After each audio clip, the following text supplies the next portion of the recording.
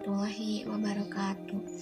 Perkenalkan, nama saya Mega Nur Sabrina dengan NPM 1750625. Di sini saya akan menjelaskan mengenai pengertian dari indikator. Indikator merupakan penanda pencapaian kompetensi dasar yang ditandai oleh perubahan perilaku yang dapat diukur, yang mencakup sikap, pengetahuan, dan keterampilan. Indikator dapat dikembangkan sesuai dengan karakteristik peserta didik, mata pelajaran, satuan pendidikan, potensi daerah, dan dirumuskan dalam kata kerja operasional yang terukur atau dapat diobservasi. Dalam mengembangkan indikator perlu mempertimbangkan 3 hal. Yang pertama, tuntutan kompetensi yang dapat dilihat melalui kata kerja yang dapat digunakan dalam kompetensi dasar. Yang kedua, karakteristik mata pelajaran, peserta didik, dan sekolah. Yang ketiga, potensi dan kebutuhan peserta didik, masyarakat, dan lingkungan. Perkenalkan, nama saya Rifa Tahira Putri, NPM 17 56005, kelas 7A. Baiklah, saya akan menjelaskan tentang fungsi indikator. Fungsi indikator memiliki kedudukan yang sangat penting dalam mengembangkan pencapaian potensi berdasarkan SK dan KD. Indikator berfungsi sebagai berikut, ada 4 ya. 1. Pedoman dalam mengembangkan materi pembelajaran. Pengembangan materi pembelajaran harus sesuai dengan indikator yang dikembangkan. Indikator yang dirumuskan secara cermat dalam memberikan arahan dalam mengembangkan materi pembelajaran yang efektif sesuai dengan karakteristik mata pelajaran, potensi, kebutuhan peserta didik, sekolah, serta lingkungan. Yang kedua adalah pedoman dalam mendesain kegiatan pembelajaran. Mendesain pembelajaran perlu dirancang secara efektif agar potensi dapat dicapai secara maksimal. Pengembangan desain pembelajaran hendaknya sesuai dengan indikator yang dikembangkan, karena indikator dapat memberikan gambaran kegiatan pembelajaran efektif untuk mencapai kompetensi. Indikator yang menuntut potensi dominan pada aspek prosedural. Prosedural menunjukkan agar kegiatan pembelajaran dilakukan tidak menggunakan strategi ekspositori, melainkan lebih menggunakan strategi discovery dan inquiry. Yang ketiga adalah pedoman dalam mengembangkan bahan dan ajar. Bahan ajar perlu dikembangkan oleh menunjang pencapaian potensi peserta didik. Pemilihan bahan ajar dan efektif harus sesuai dengan tuntutan indikator sehingga dapat meningkatkan pencapaian potensi secara maksimal. Yang keempat, pedoman dalam merancang dan melaksanakan penilaian hasil dalam belajar. Indikator menjadi pedoman dalam merancang, melaksanakan, serta mengevaluasi hasil belajar. Perancangan penilaian memberi acuan dalam menuntut bentuk dan jenis penilaian, serta menggunakan indikator.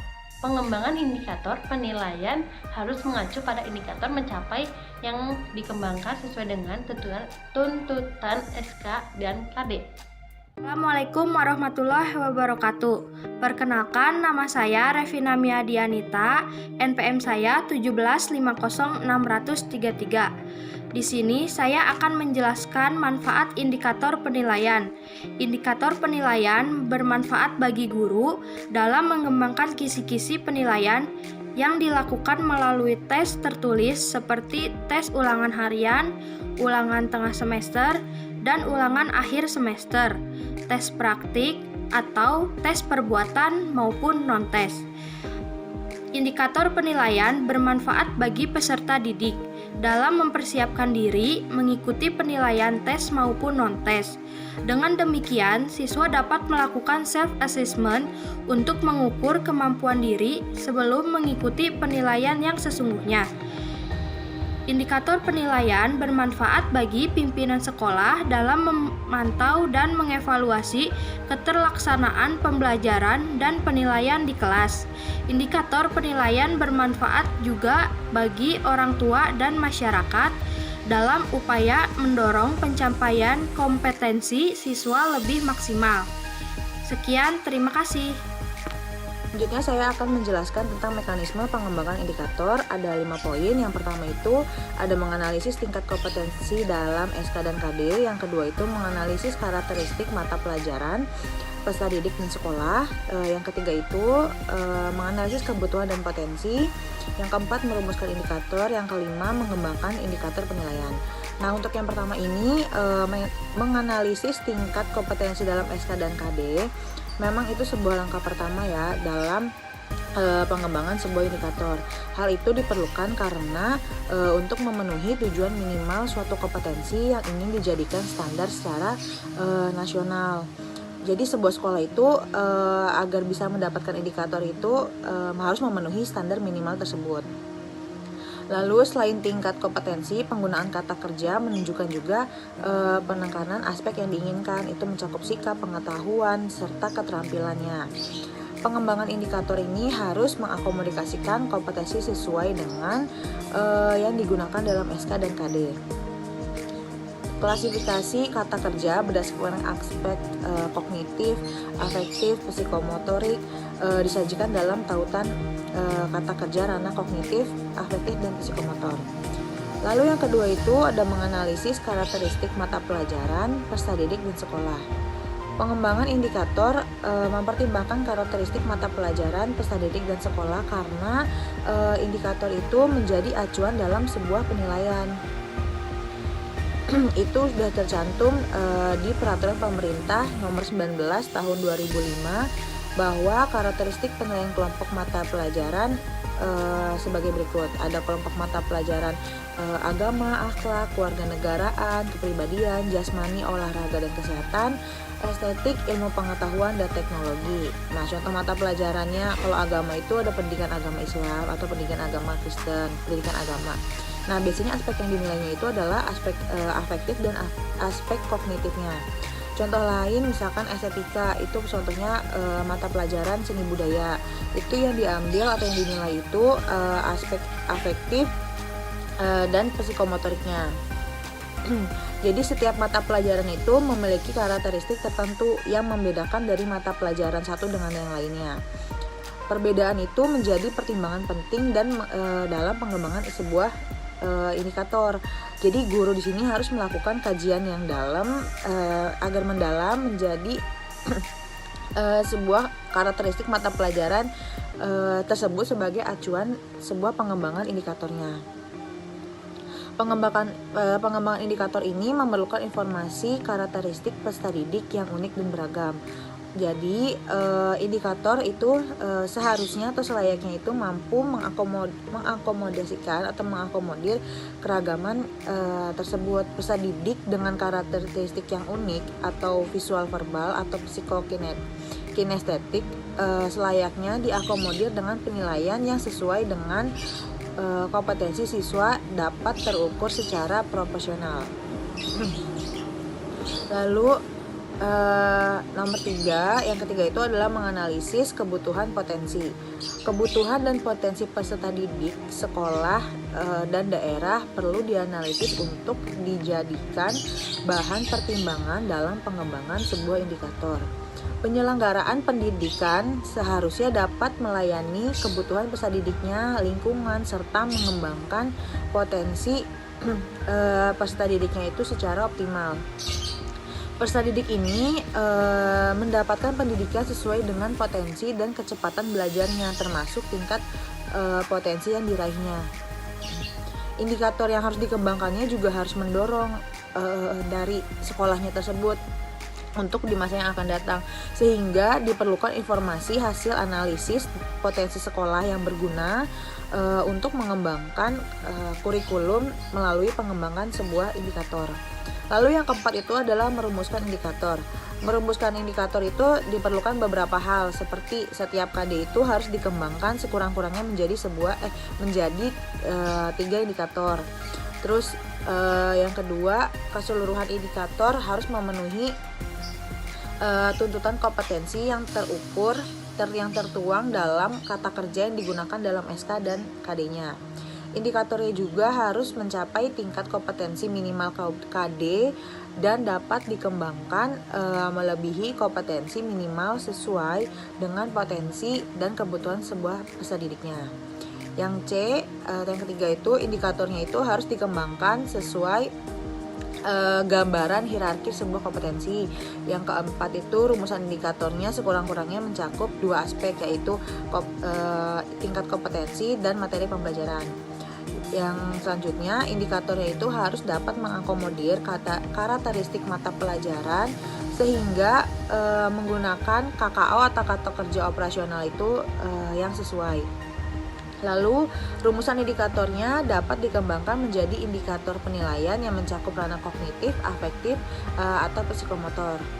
Lalu yang terakhir, ada pengembangan indikator penilaian.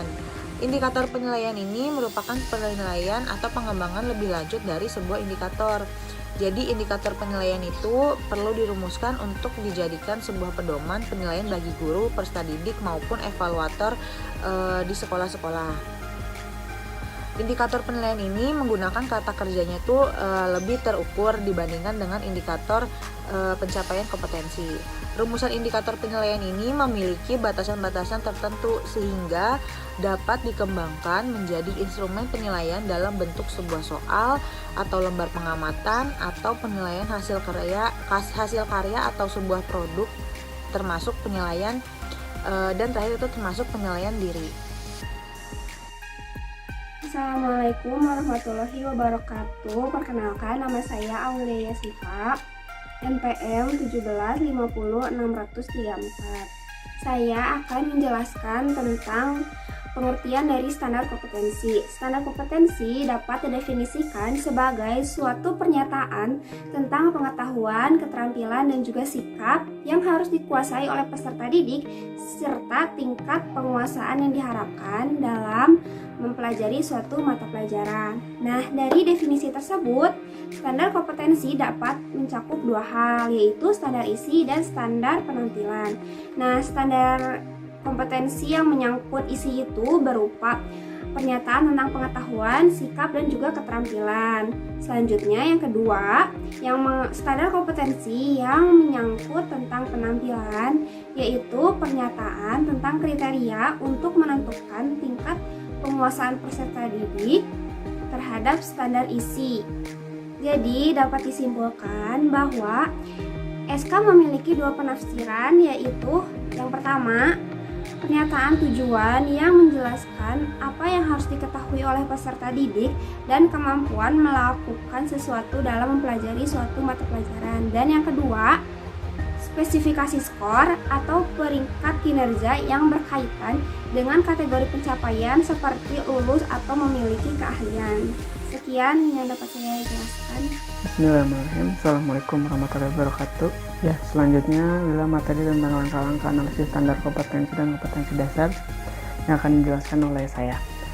Jadi teman-teman, langkah analisis kompetensi dasar dan kompetensi berdasarkan siswa 2006 itu terbagi menjadi 3. Bisa teman-teman lihat seperti di PPT ya. Ada yang pertama itu adalah mengambil rumusan KD, yang kedua menganalisis KD, dan yang ketiga adalah memeriksa jabaran kemampuan.